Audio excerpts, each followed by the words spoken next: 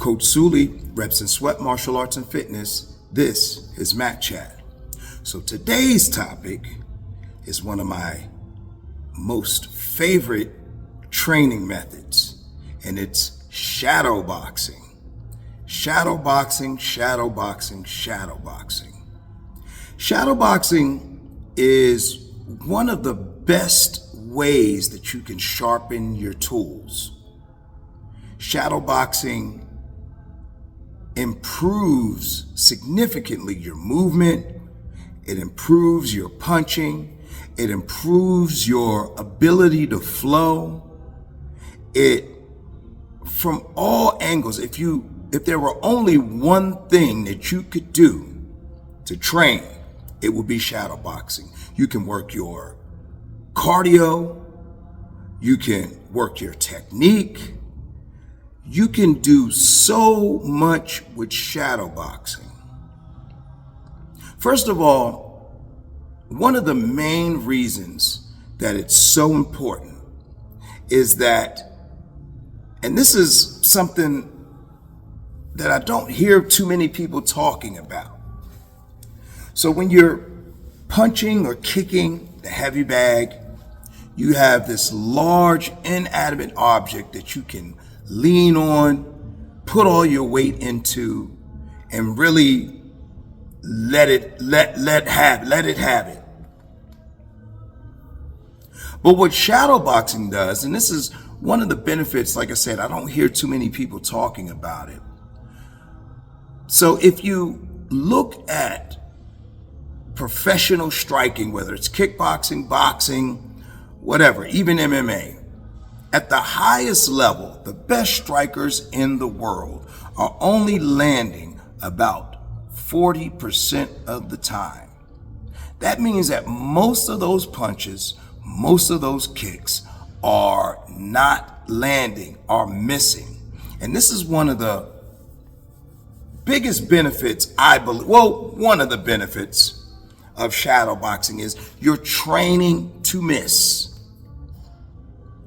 If every time you punch something, and this is using the example of the heavy bag, the target is there,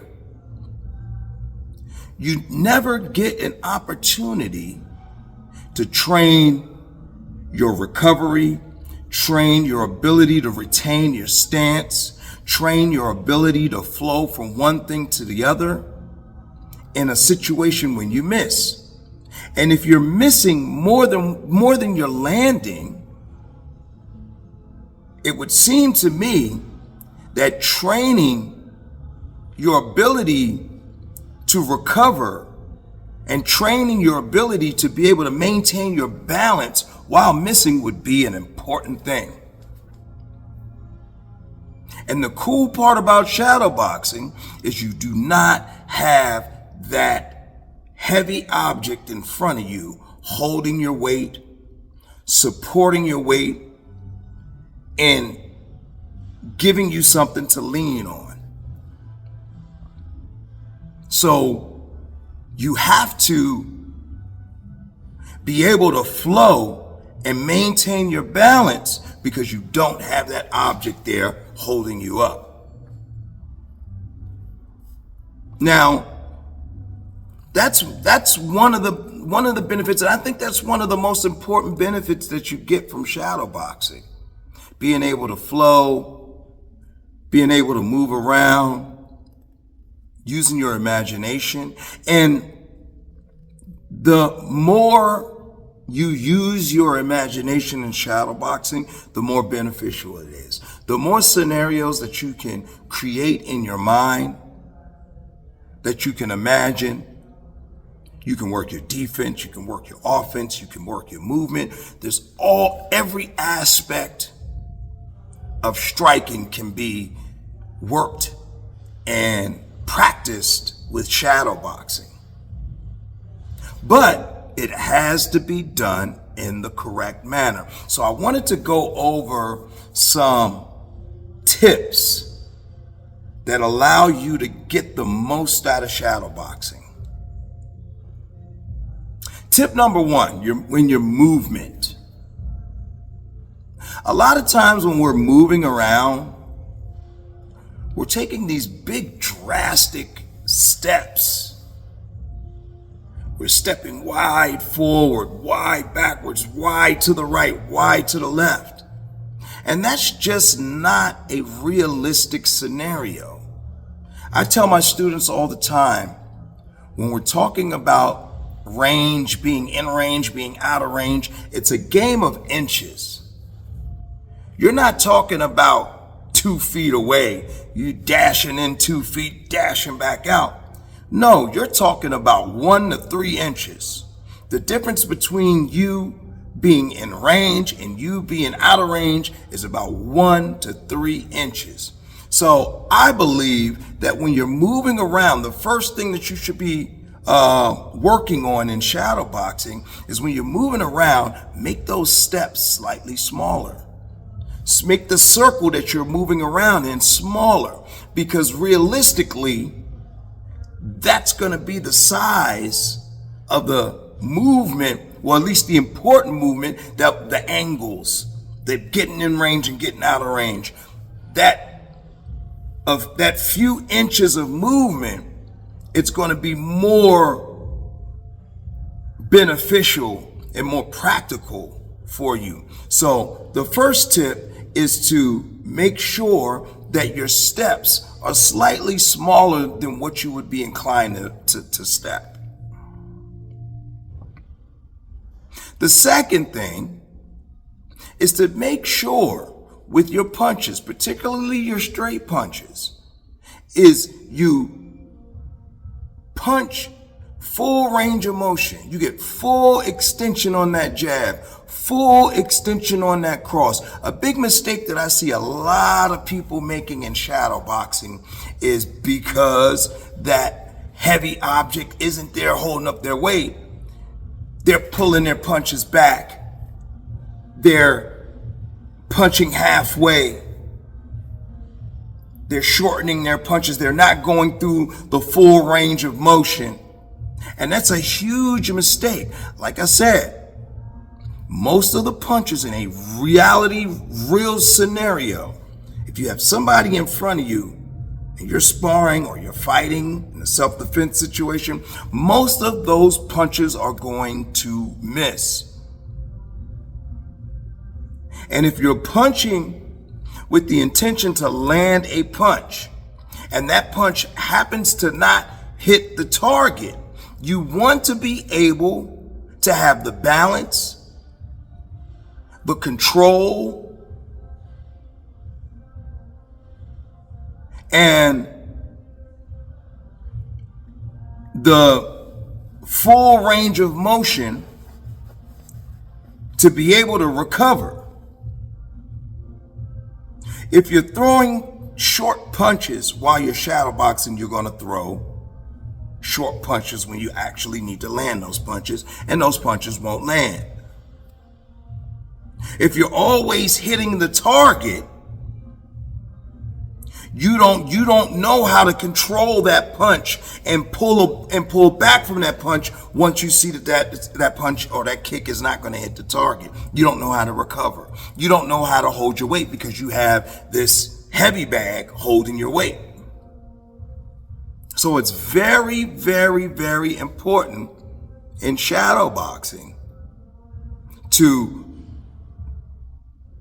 fully extend those punches and punch in full range of motion, even if you have to slow it down until you get used to it. And then you'll get to a point where you're throwing out these long punches with full power, full technique, and flowing. These are punches that are actually designed to hit the target. And you're able to hold your balance. You're able to go from one combination to the other combination. It's very important. Full range of motion. The other thing that you want to do is you want to throw in your defense. And again, and that's going to go back to what we were talking about earlier with your imagination. You want to imagine that that your opponent is throwing punches back. So you're flowing in, you're moving your head. A lot of times we don't think about defense until we have somebody in front of us that is actually trying to punch us. If we think about defense prior, we'll be more prepared for defense when we actually need to incorporate defense. And shadow boxing is the perfect place to flow. You're going from defense to offense, fully extending, moving around. So throw in that defense, throw in that head movement, and use your imagination. The next thing that you're gonna want to do, and we're going back to that footwork, is that we want to move often. We want to exaggerate the movement, because when you think about it, when you're standing in front of the bag, you're not moving that much. When you're maybe doing mitt work or even sparring, your movement is going to be based on whatever the person in front of you is doing.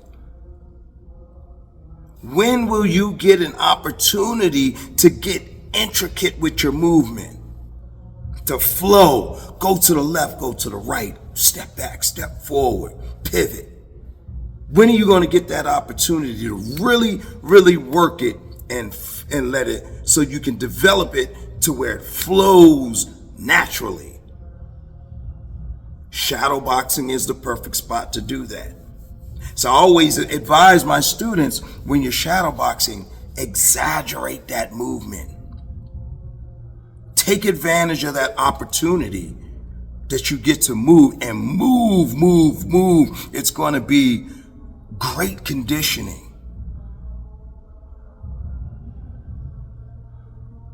And you're going to develop a level of movement that's going to be hard to keep up with.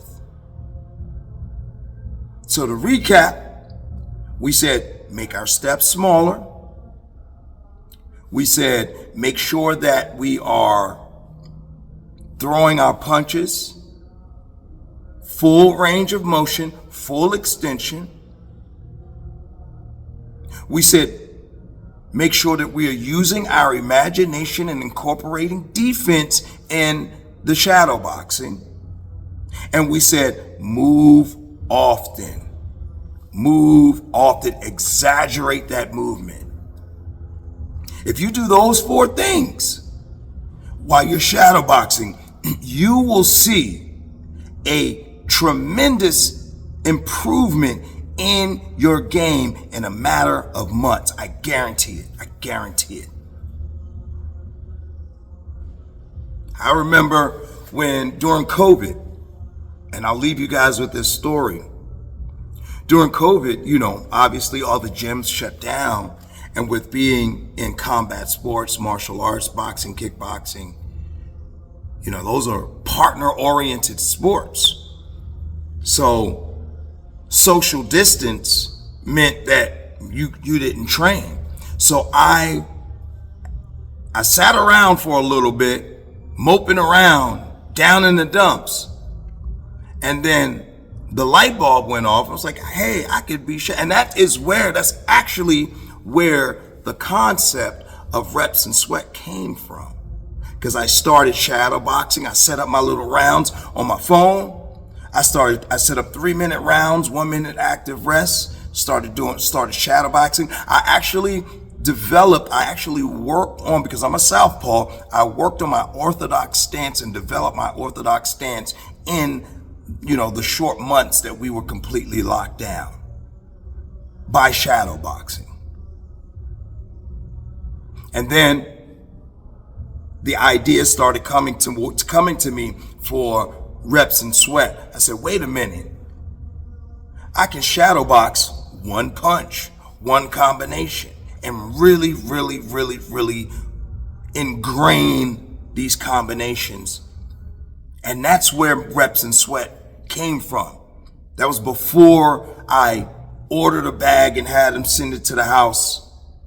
I was shadowboxing for months, and I witnessed in my own game, and I've seen it happen in countless different students, the benefit of shadowboxing. It is the most overlooked training method in the game.